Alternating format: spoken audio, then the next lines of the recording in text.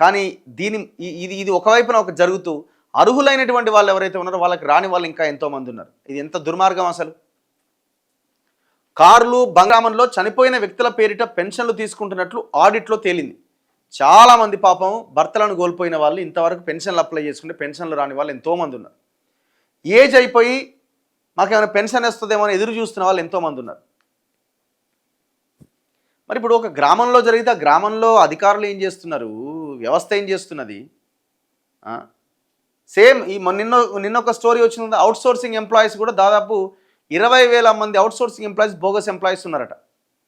10,000 కోట్లు లూటీ చేసినట్టు దాదాపు ఈ 10 ఏళ్ల కాలంలో.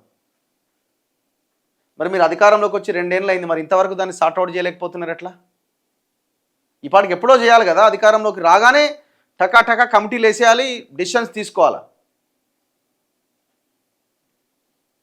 ఈ రాష్ట్రంలో 3 కోట్ల మంది వైట్ రేషన్ కార్డు కింద అర్హులైన వాళ్ళు ఉన్నారు. 3 కోట్ల మంది. జనాభా ఎంత అంటే మొత్తం జనాభాలో 90% వైట్ రేషన్ కార్డేనట. అంటే ఎంత దరిద్రంగా ఉన్నట్టు రాష్ట్రం.